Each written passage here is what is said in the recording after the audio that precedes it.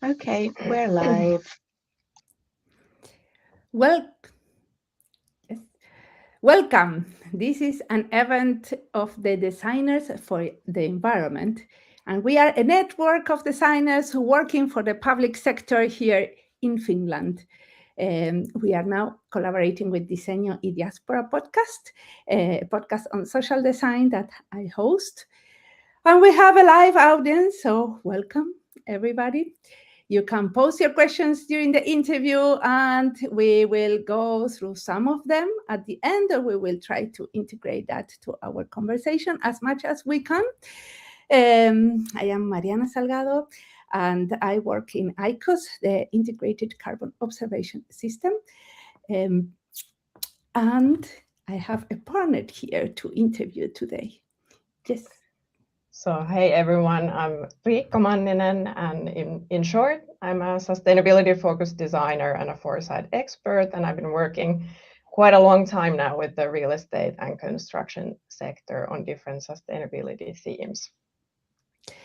And today we have a very special guest. Rika was the one that has the idea to interview her.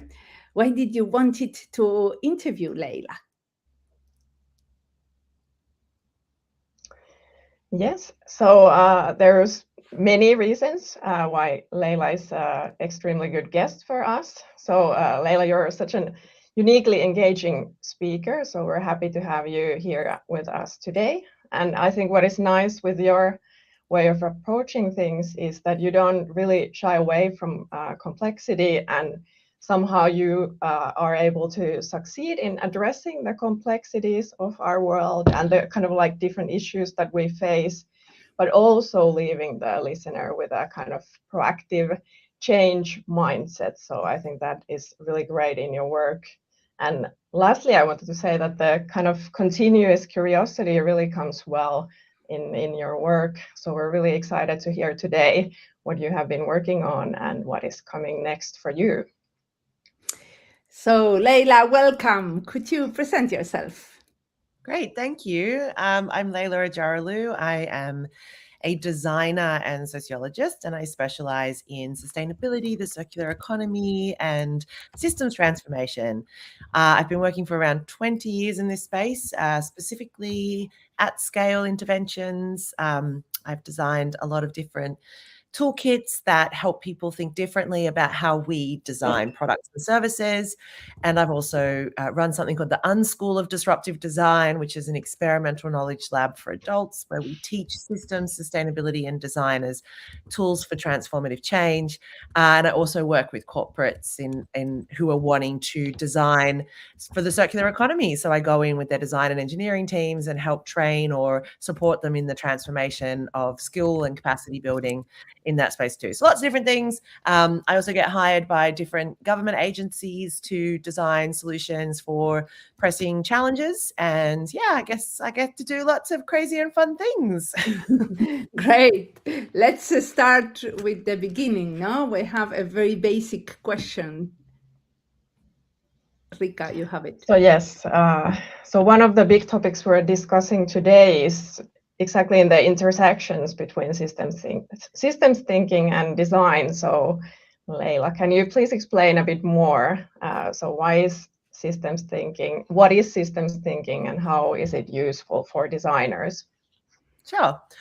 Well, I think most of us actually have a real intuitive systems thinking mindset, especially when we're little kids.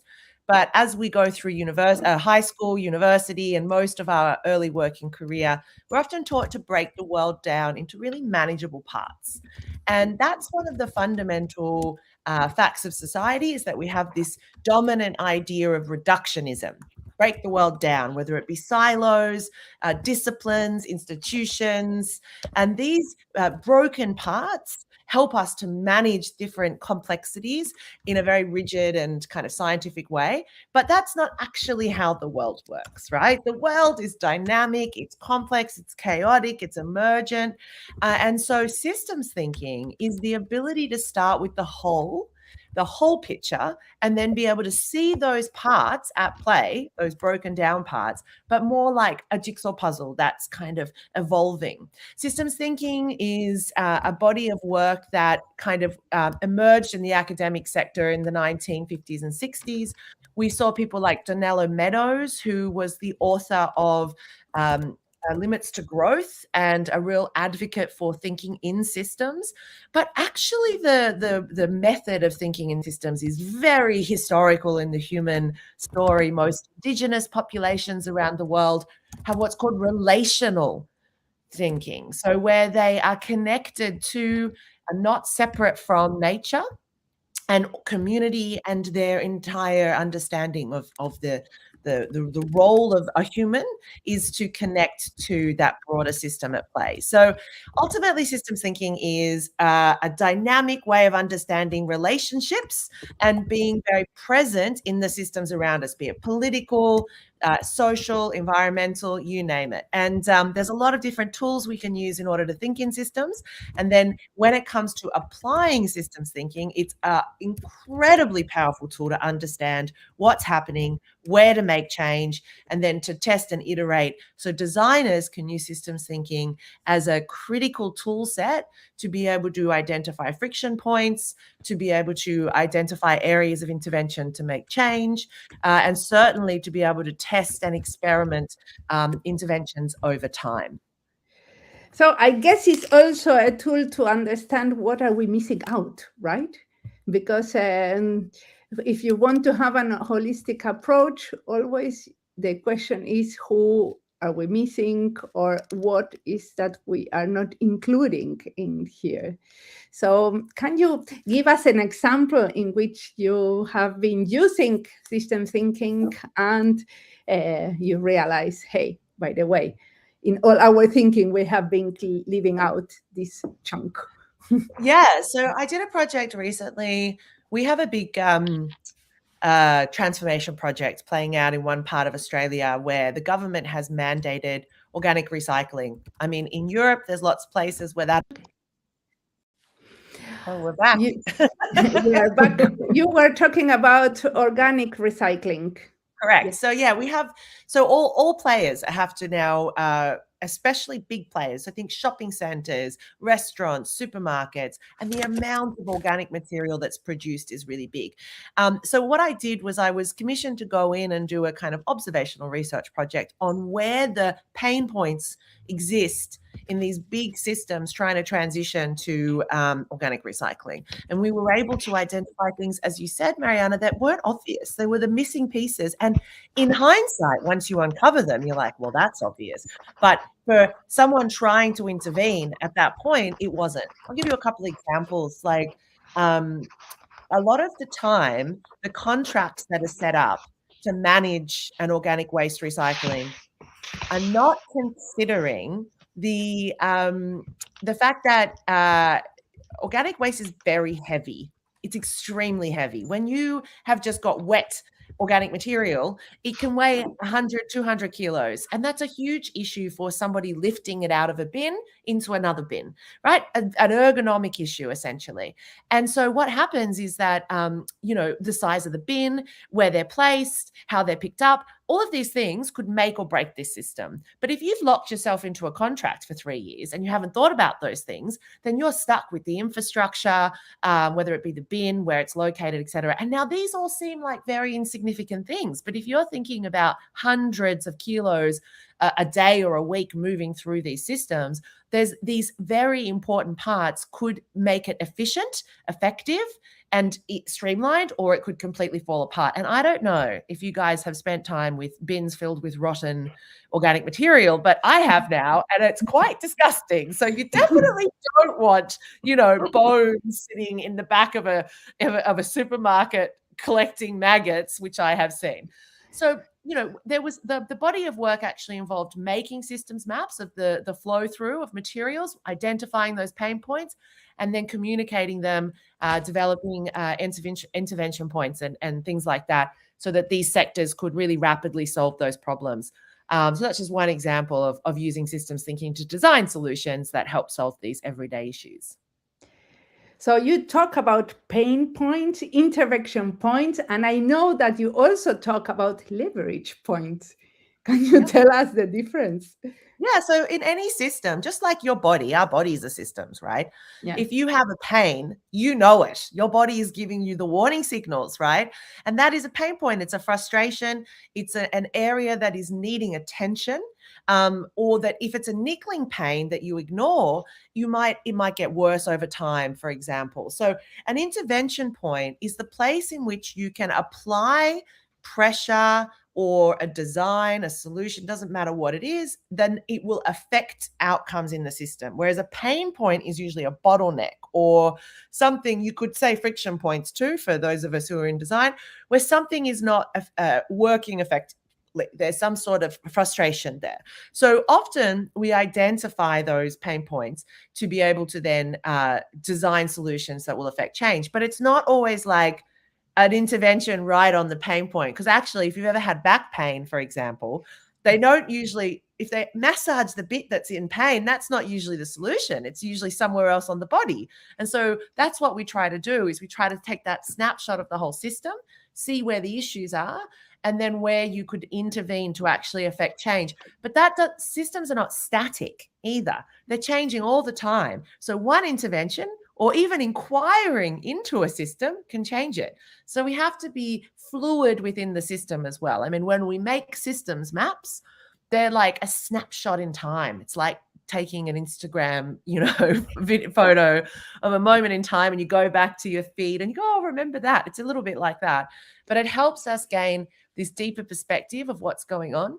And like I said at the beginning, it's all about relationships. It's relational. It's not about the obvious things.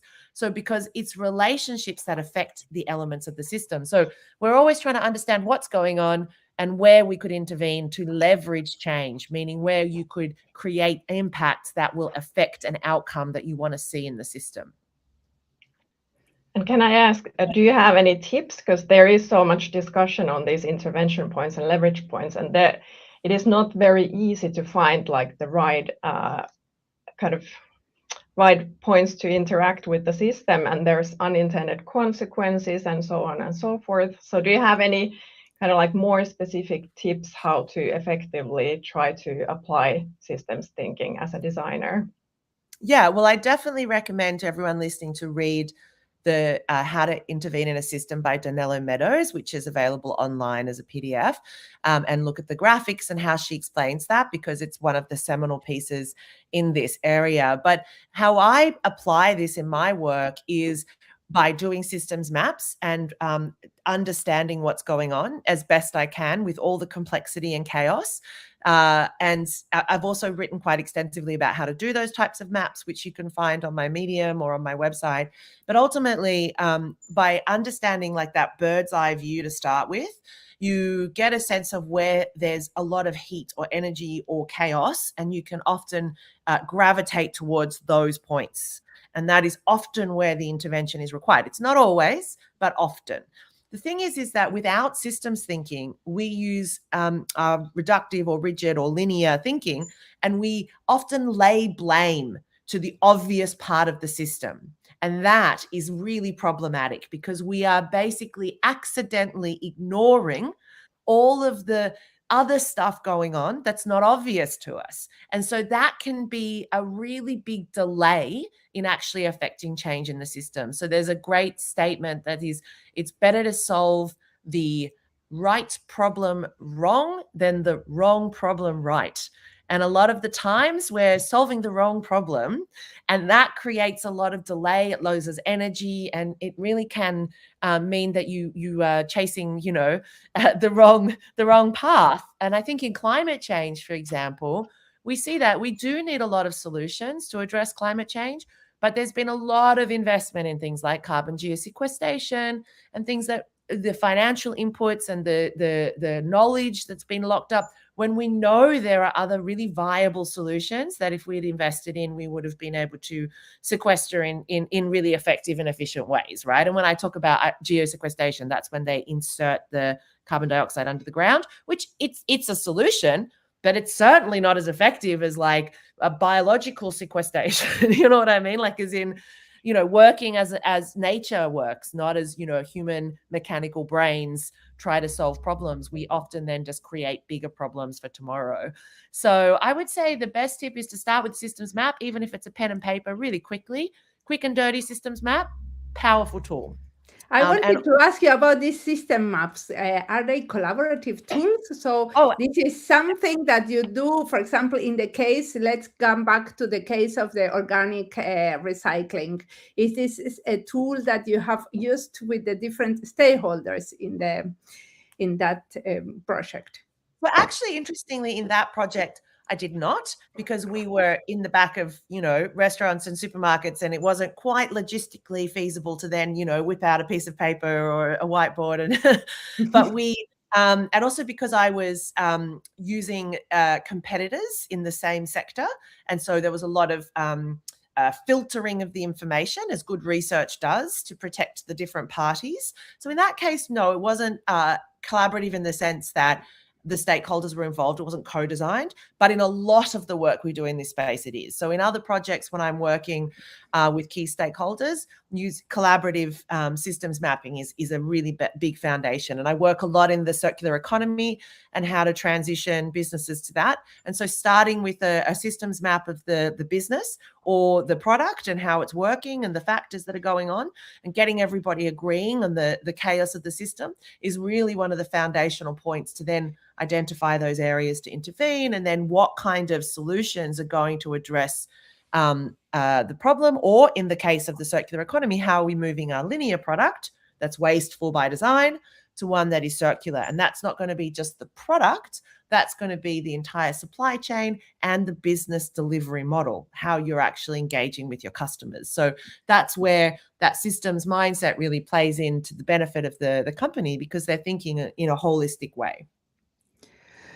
So you have a long history in this area of work, but we would be curious to hear your current thoughts on the combination on design and system thinking. Why do designers need system thinking, and what do we need to take into consideration when we apply this type of mapping? Well, designers, like everybody else, it's a profession where we've been educated through a rigorous system of usually academic education. And that is not bad per se, but it's often just, facsimiles of the past, right? And it kind of doesn't necessarily mean that we've developed the intuitive tools needed to solve the present day problems. And we know the rate of change that we're experiencing, both in technology, with AI, and also with nature's effects of human interaction in the Anthropocene, such as climate change, biodiversity loss, the polycrisis. It's a shit show, essentially, both sides of it. But that's okay, because designers, we love problems. And we really do like to, the more parameters we have and the more passion to solve those challenges, and the more time we have to do it and the resources, the better solutions we can come up with. So systems thinking is critical to be able to see those relationships and not be overwhelmed by the size and scope of the problem. And that is really one of the biggest challenges we have right now, is a kind of compression that I think we all feel in today's modern complex time, with all of the geopolitical issues, the environmental and social issues at play. And I'm not immune to those things. Just because I think in systems doesn't mean that I wake up every morning completely immune to the reality of the world. But it's this secret sauce that you can apply that makes everything taste better, because you go, oh, well, yes, okay, complex systems all at play, things are getting shittier, but at the same time, I can see how, these are dynamically moving, the future is undefined, that one intervention has resulted in where we are, but it can also result in something else. So I think, aside from it being a fantastic tool to, work with clients, understand problems, apply it to create holistic solutions, it's also an amazing remedy for just, the existential human of today. And I think a lot of designers, are at the forefront of experiencing changes and challenges in the work they do. So it is another way to also give yourself that immunity in a way to the kind of intensity of our time. It doesn't completely absolve it, but it helps you realize that, we have all these sayings in systems thinking, like the easy way out often leads back in, which I love, because I'm always like, every time I'm trying to get the easy way out, I always end up back in the problem, and that cause and effect are not related in time or space, which means that if you make an effort to make change, it's unlikely you're going to see an immediate outcome. There's a big delay between action and reaction in most complex systems. And so there's all these things that help us gain grounding and help motivate us to keep trying new things and to participate even when the outcomes are not what we see. So it's kind of operating on 3 levels there: really practical tool, but then also a great collaborative and, of course, personal support tool. I wanted to do a follow-up question, because when we ask you what is system thinking, then you say that it relates to relational thinking in the indigenous culture. And we know that in indigenous culture, the more than human plays a very important role. So when you are doing this type of thinking, using system thinking, I understand that you are not only mapping institutions, persons, and relationships, but also taking in consideration the context and the more than human, right? Well, of course, it depends on the project. But yes, I mean, the movement around integrating more than human personas is phenomenal. It's something that I myself only really encountered in the last couple of years, and I really advocate for people to explore what that means in their personal practice.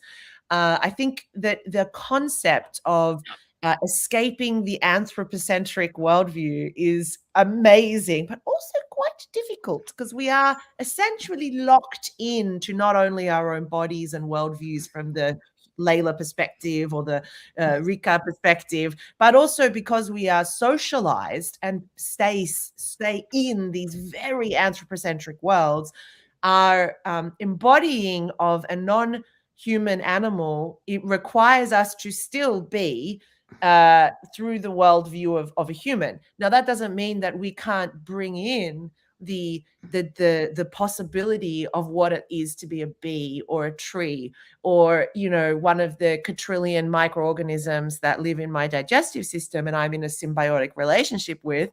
So I mean, I personally need them to stay healthy and happy so that my body and brain stays healthy and happy.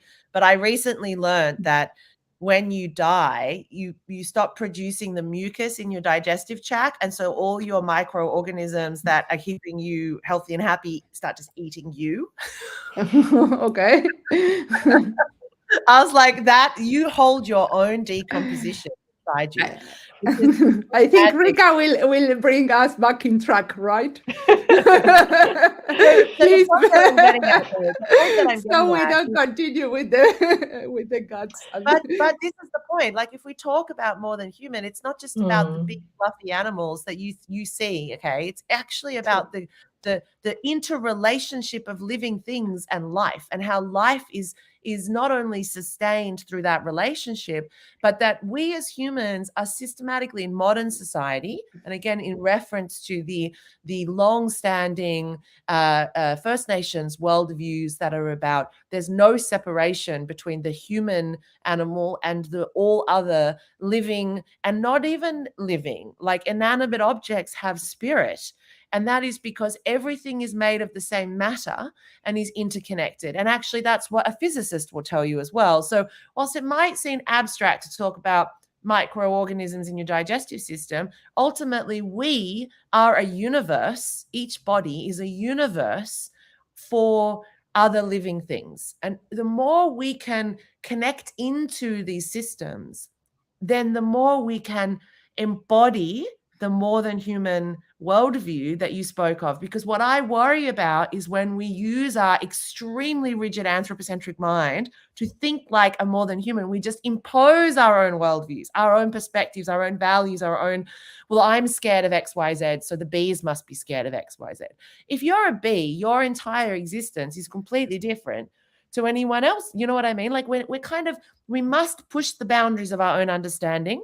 And in systems, the more you live in systems thinking, the more you just are so curious about how everything fits together as this incredible jigsaw puzzle of life, and that we get to live on this only known life-sustaining planet in the entire universe, and that is the values that we should bring to the things we design.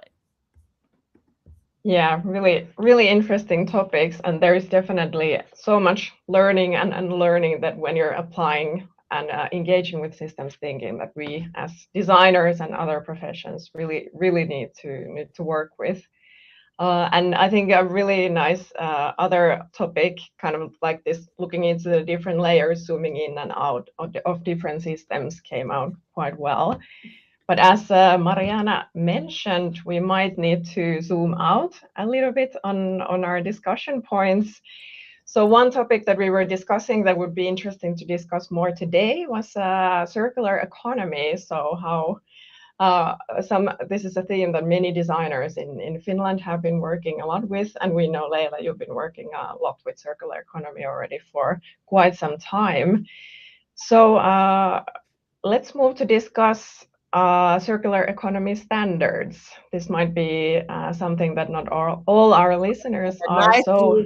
Yeah, we're talking about microorganisms to ISO standards. Yes, very fluid bridge. But a fantastic bridge. Yes, but actually, yes. I can relate the two because you're mentioning. So, circular economy is a transition away from the linear, reductive, and extractive economy that we currently are in. There's lots of legislation around the world.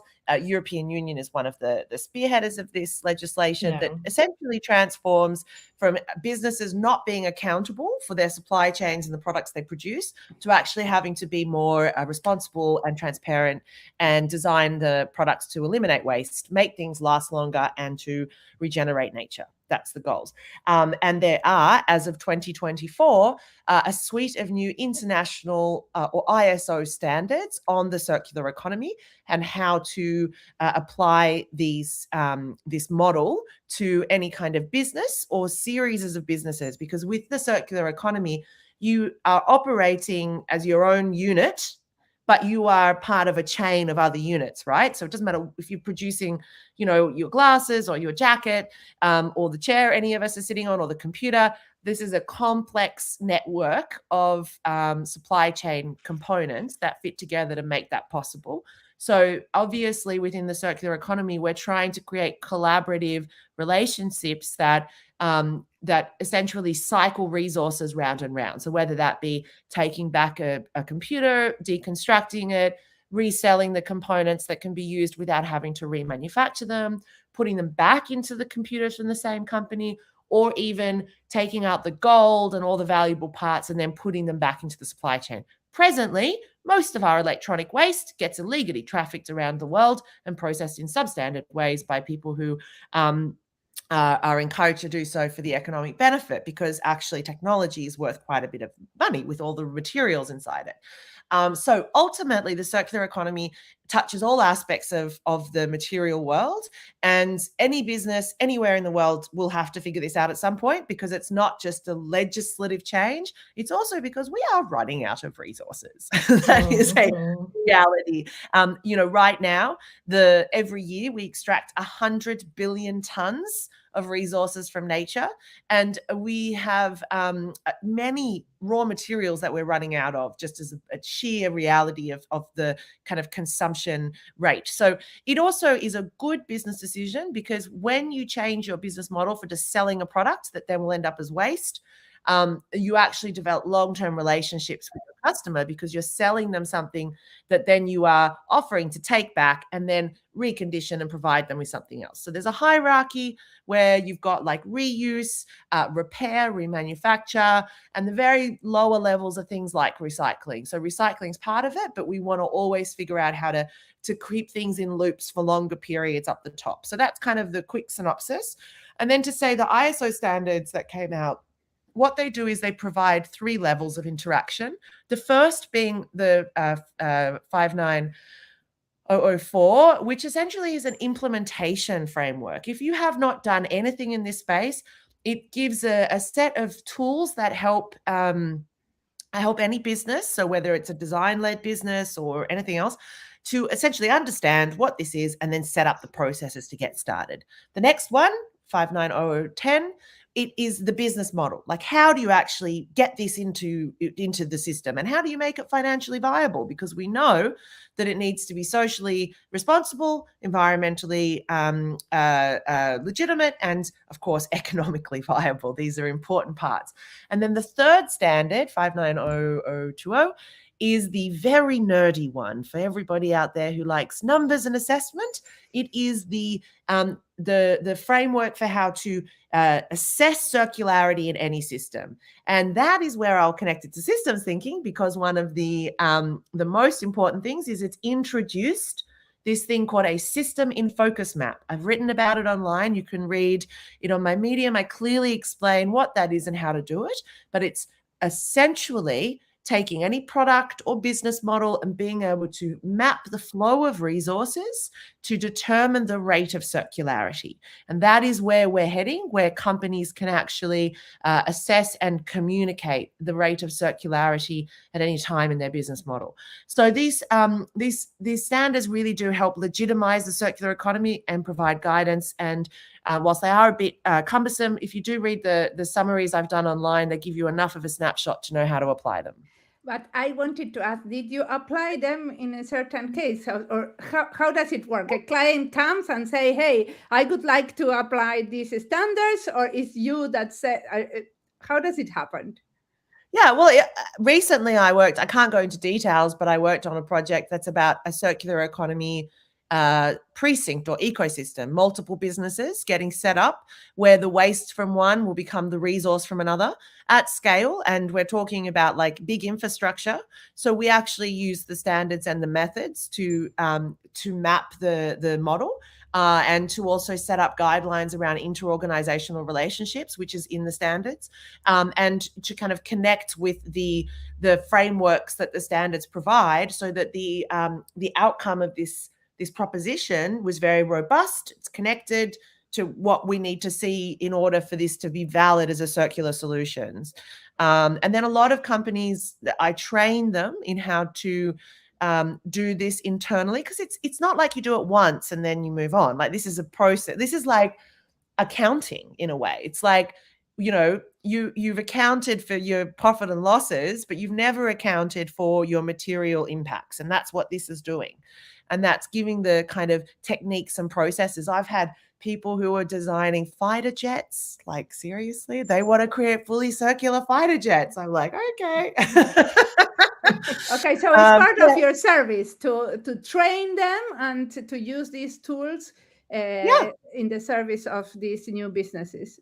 Yeah, right. But also small design agencies, you know, it's a fantastic set of tools to be able to support their clients with understanding that there's now a robust and legitimate series of steps that we all need to go through in order to do it. Now, in the European Union, the new eco-design regulation is going to be providing really clear guidelines around durability, reusability, repairability, et cetera, which are all parts of the circular economy. So when you go into the circular economy standard, there's these 21 actions, including design for circularity, but then specifically repair, remanufacture, et cetera. So these are all interconnected. And then in the European Union, again, there's the circular economy policies that do require certain sized companies to actually report on their circular economy, and that is then reflected in the methods in the standard. So whilst this all sounds a bit boring, I can almost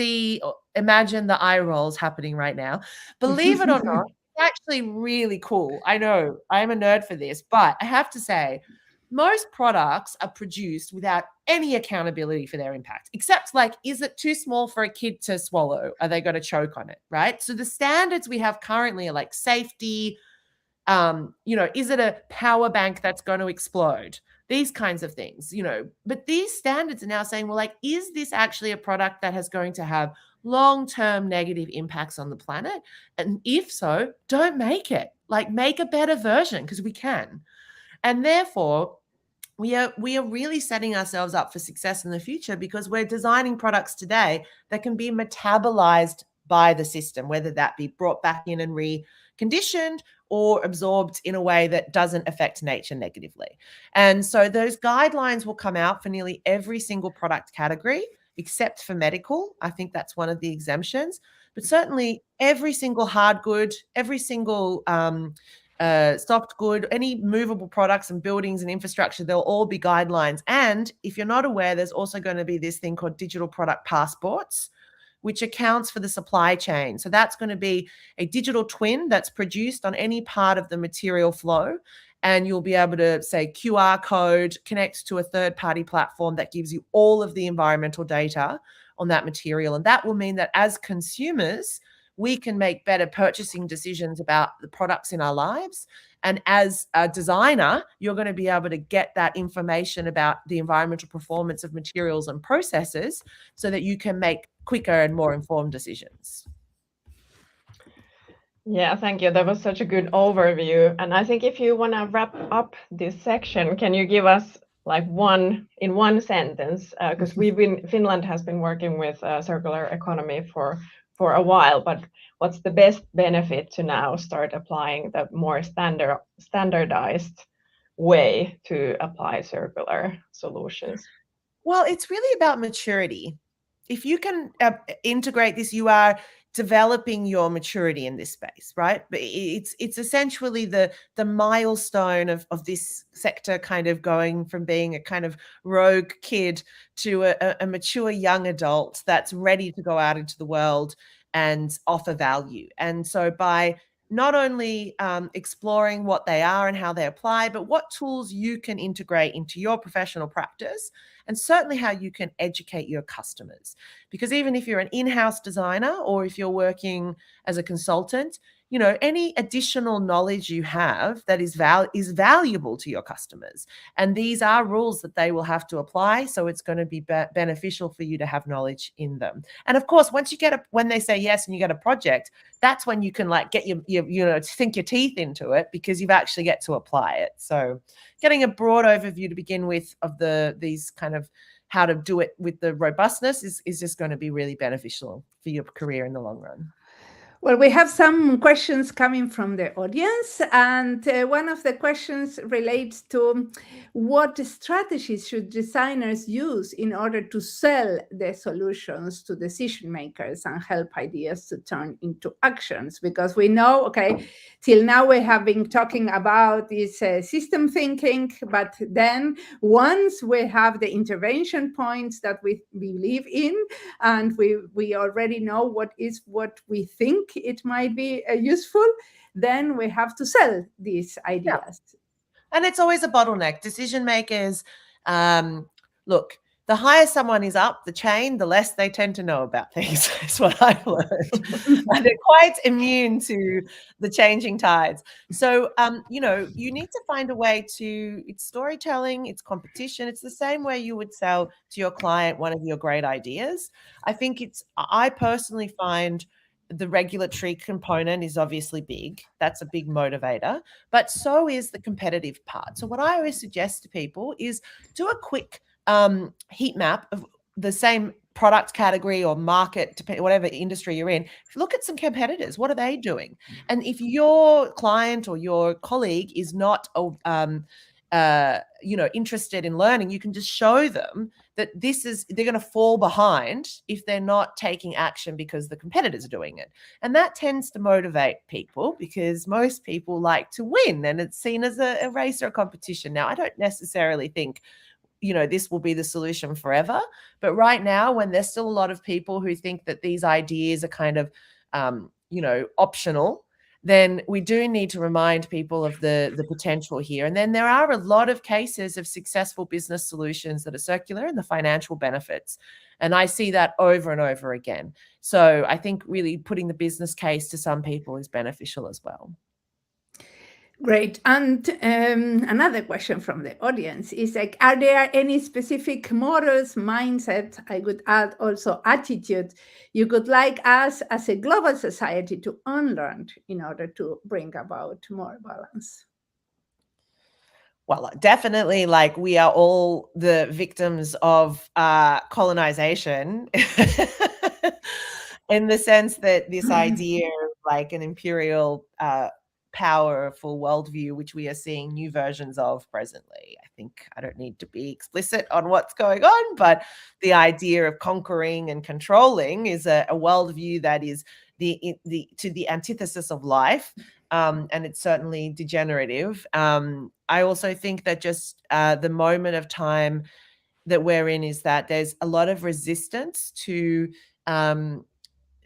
others and whatever that other is, right? Like whether that be a neighboring country or other ideas or other genders. So I think the othering, the alienation of others is a really dangerous way, because we are all, whether to the point you made earlier about more than human, right? Like, I mean, for a large percentage of the human population, even just seeing other humans as valuable is hard.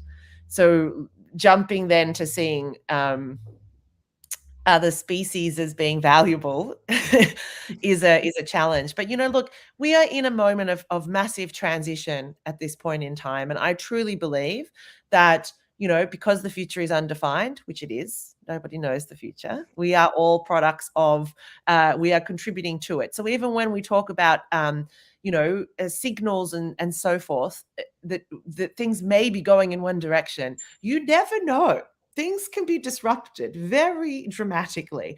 So you being open to the fact that any of the challenges are only temporary, I think is a really important way to hold the knowledge and power that we can all contribute to directing a better outcome in the future.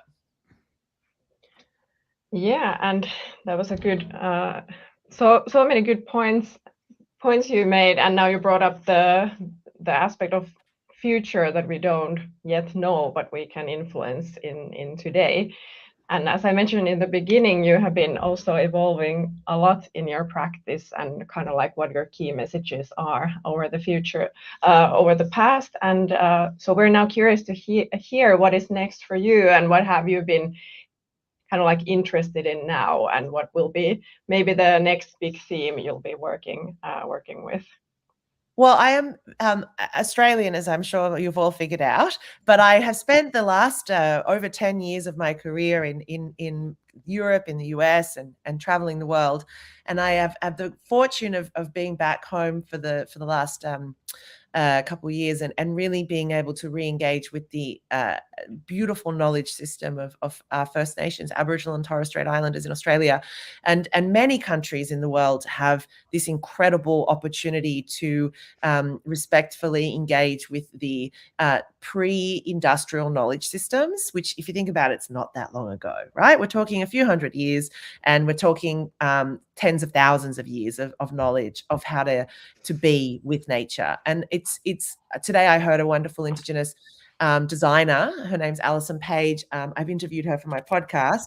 She was saying, like, you know, it's the new old, right? Like, we can the lessons we can learn from First Nations knowledge and how to apply that to the contemporary problems is incredible. And I think that's really about respectfully engaging with what we don't know, what we need to unlearn. And I myself am on that journey. I even think of things that I promoted maybe 12 years ago, 15 years ago. And it's not that they were wrong. It was just a product of the time that I was in and my own journey. And I think that evolution is so critical to enjoying life, like learning constantly. And you said at the beginning, like, curious. I'm so curious about how things work and how I can just essentially, you know, transmit more information in ways that help make change. And for me, it's a really big part of it, just learning how to be.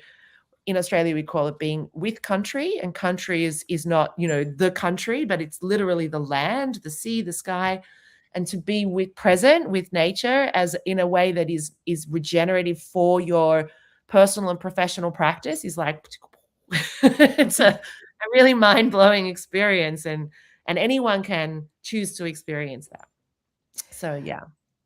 Thank you. That was a super nice answer. So we are now welcoming questions from the audience, and yes, and we got one immediately. I was prepared to do one, and then perfect. Amongst the ongoing polycrisis, what strategies can we use to protect the environmental policies that have been put in place and stop governments backpedaling? That's it's not an easy one, eh? Well, the thing about the poly crisis, right? Which the other day I was making a joke where it's like polyamory, where it's like there's a lot of parts of the puzzle and there's all sorts of complex interrelationships that are going on. And the more we have runaway climate change, the more we have social collapse and we have more wars because of resources. And it's like it's all freaking interconnected, which is systems thinking 101, right? Like see the parts of the puzzle and how they cause and amplify other parts. I think when it's called something like the poly crisis, it really is quite hard for people to think, well, how do I fit into this very complex, messy, painful reality of our time? What is my small contribution? Absolutely. We can all, that's what I was trying to get. I think look, governments, we have set up governance systems as ways of managing the masses. And unfortunately, we are in a time where those systems have been infiltrated by different sources of power that didn't exist when we first set them up, right? And I think money, and a lot of it, is definitely one of those sources of power that has enabled across the world certain types of leaders to be elevated, and they might not be the most appropriate people for the job. I think you know who I'm talking about. And that we have to live with the consequences of bad management. Unfortunately, the difference in like a government, it's not quite like a company where if the CEO does a bad job, the company goes out of business. We don't want our countries to go out of business. So I don't have a direct answer to that question, other than to say that it does require many different parts of the system to elevate change, and we are living through a time of a hijacking of power. But one of the challenges there is how do we redistribute the resources that have been gobbled up by certain parts of the system, which is really one of the biggest challenges right now. Yeah, thank you. And I think you have showed a really good example on what kind of different methods and approaches can happen to kind of like try to amplify your influence in different sections and inspire others to kind of like try to amplify their impact. But now we have another question going a bit back to the systems thinking discussion. So if we consider now, go ahead. Yeah. So thinking now about the leverage points that sometimes are called as silver bullets, they are quite important part of systems thinking. So is there something you'd like to point out as a leverage point that we have not focused enough and that we should maybe focus on right now? Yeah, I mean, learning from nature. I mean, it sounds ridiculous, but it's very important. Nature knows how to solve problems. It was around well before humans and AI and all the other shit we've created, and it will be around long after us, right? Unless we nuke the whole planet. So ultimately, this is one of the oldest and most robust systems. And if we think about terms like resilience, adaptability, and there's a term called transferability, which is the ability to a system to transform when it needs to, that's the time we're in. So I would say that I don't mean like just looking at a flower, because I mean, you can do that, but I mean like just really understanding the way nature solves problems, right? It's quite a phenomenal process at play, and whether that be learning about the mycelial networks under the forest that are sharing and collaborating, and how we can learn how to create systems that solve human problems, mimicking and modeling those. There's just a wealth of inspiration that can be engaged with. For that. So I wanted to ask you a question, because we have been talking a little bit about policies, but my question could be like, is your work also in terms of trying to influence certain policies? because I understand that you work with big corporations.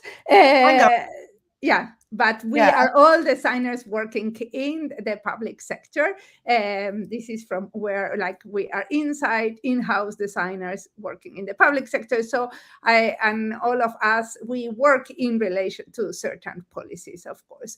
And so I wanted to ask you how your work relates to that.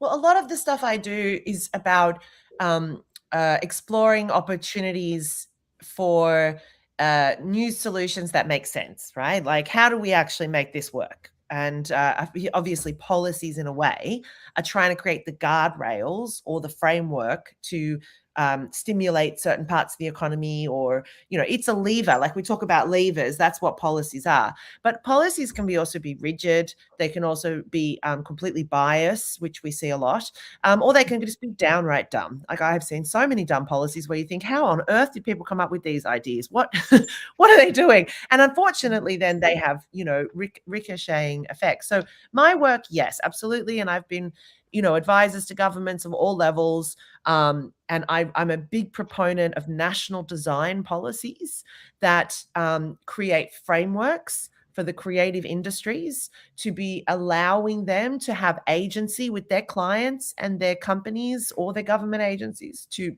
leverage the power of design. Unfortunately, most people don't really understand how influential design is.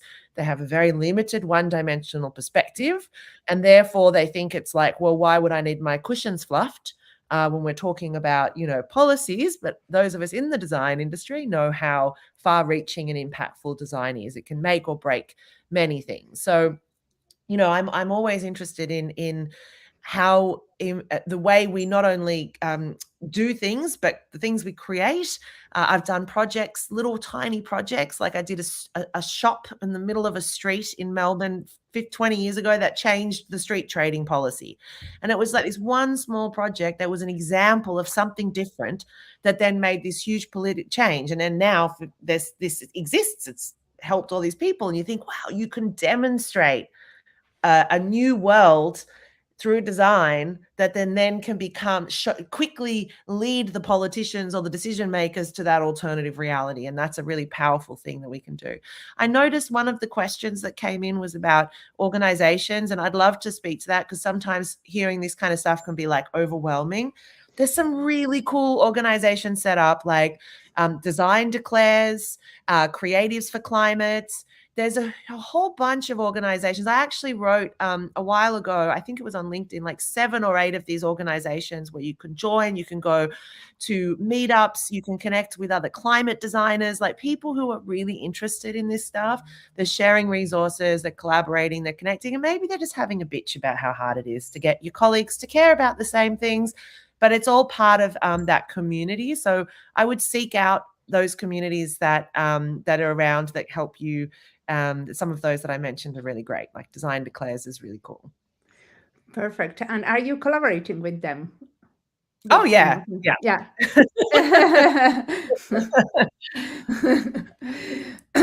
Okay, do we have more questions? The time for one last one, Rika. So you talked about learning from nature, but there's also learning from the other actors. You mentioned a few, but is there other interesting, like, what people are doing right now that could kind of lead to a more positive future than what we are maybe seeing today? What would you point out? Yeah, I think there's a lot of experimentation happening, and it's not cutting through the noise, right? We have, like, so many bio-based solutions, biomaterial solutions, whether it be from algae or fungi or wood waste. And these are products that are ending up in the supply chain, and sometimes you wouldn't even know it, right? So we are seeing, like, a lot of innovation. We're seeing a lot of people, like, turning, and I'm saying that with, like, air quotes, because most people in design went to design school, learned how to do the design thing, and didn't get necessarily the agency to think, oh, well, I could actually develop my own type of design that is about contributing to the world being a better place. And so they're kind of turning from the kind of commercial design to this sustainable, regenerative, whatever you want to call it, but they're doing it in their practice, and they're doing it in situ with clients, and they're actually creating new practices and ways of doing things, right? And that is so exciting to see happen, and to know that there's lots of designers who are taking on these challenges and they're still being commercially viable as a small design agency or as a professional within their industry. So, seeking out colleagues and other people for inspiration is great, but also this is an experiment, right?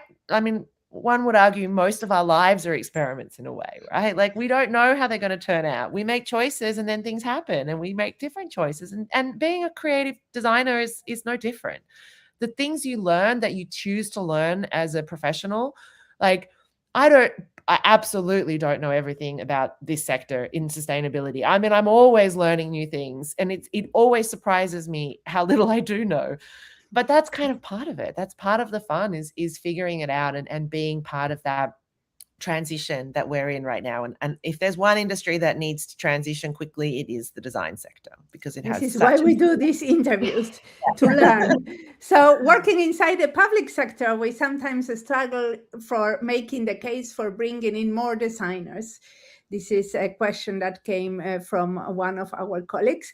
So perhaps because the design profession and skills that it entails are not so well understood by the recruiters. So how could we make the case for introducing more designers into the government or the public sector in general? Yeah, I mean, it's hard because, like I said earlier, most people who are not designers don't really understand what designers do, and they don't really see the value then, which is extremely unfortunate.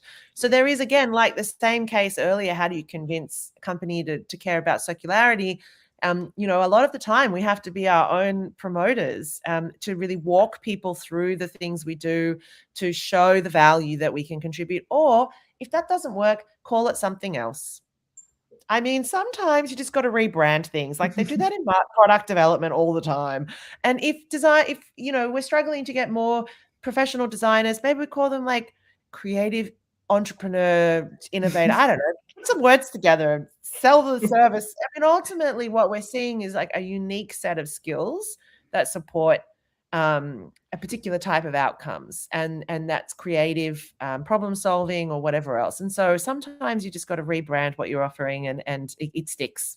And I also send podcast to people, right? I say, hey, by the way, why don't you listen to this? So you have been doing a lot of keynotes in Design Forum. So how was your message being evolving during the time for designers? And what is the message that you have now? Yeah, I mean, I've done hundreds of keynotes all over the world, and I've really got to meet with so many different people working across the full spectrum of design, from service to, mechanical engineering and stuff.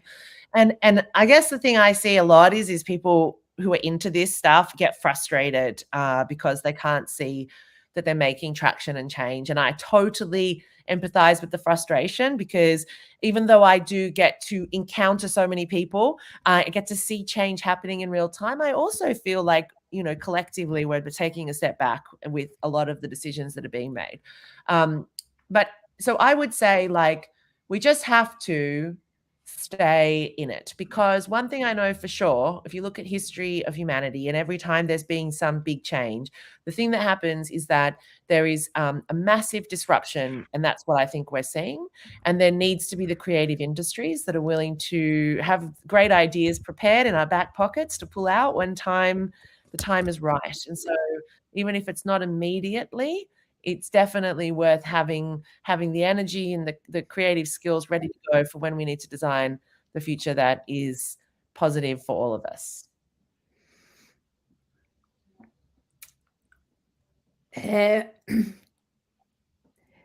Rika, what do you read, follow, watch, or listen? The last one. What are you inspired by that you want Are you to asking recommend? me or Rika? No, I'm asking, sorry. I thought Rika was going to do Rika. that question. Yeah, Sorry, let's hear from Leyla. No worries. The interview What was what do you read, follow, watch, or listen to? Short.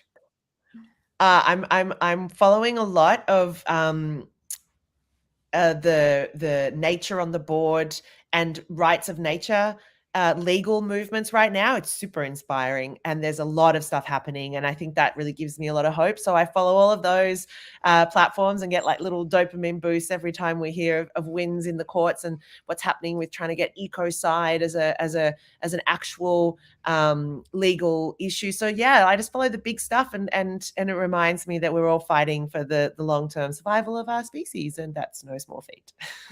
Okay, thank you a lot for this Thank you. interview. It has been great to have you here today with us. Great, thanks for having me. Appreciate it. Yes.